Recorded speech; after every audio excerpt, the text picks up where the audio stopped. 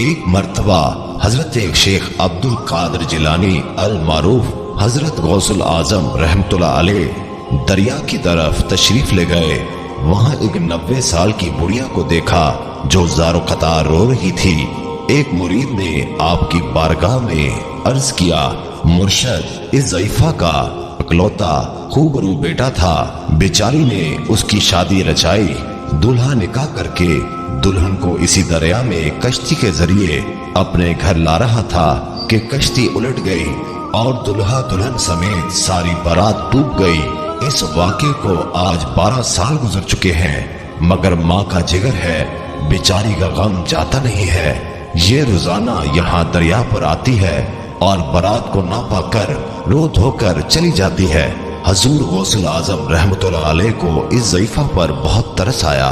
آپ نے اللہ تعالیٰ کی بارگاہ میں ہاتھ اٹھا دیے۔ چند منٹ تک کچھ ظہور نہ ہوا، یعنی کوئی کشتی یا کوئی سواری یا کوئی ڈوبا ہوا شخص نمودار نہ ہوا تو آپ بےتاب ہو کر بارگاہ الہی میں عرض گزار ہوئے، اے مالک و مولا، اس قدر تاخیر کی کیا وجہ ہے؟ ارشاد ہوا، اے میرے بندے، یہ تاخیر خلاف تقدیر نہیں ہے۔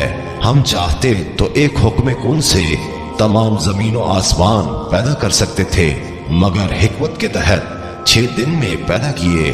بارات کو ڈوبے ہوئے 12 سال گزر چکے ہیں، اب نہ وہ کشتی باقی رہی ہے، نہ ہی اس کی کوئی سواری۔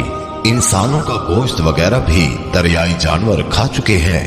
ریزہ ریزہ کو اجزاء جسم میں اکٹھا کروا کر دوبارہ زندگی کے مرحلے میں داخل کر دیا ہے۔ اب ان کی آمد کا وقت ہے۔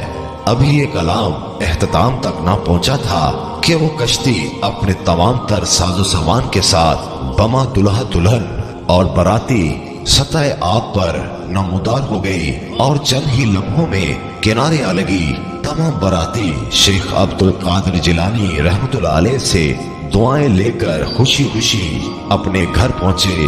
اس کرامت کو سن کر بے شمار کفار نے آ کر حضور غوث العظم رحمت اللہ علیہ کے دست مبارک پر اسلام قبول کیا۔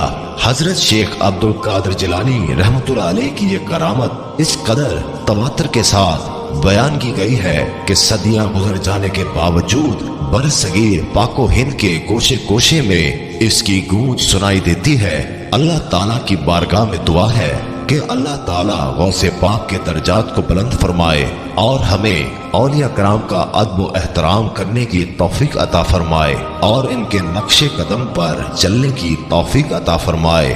آمین یا رب العالمین۔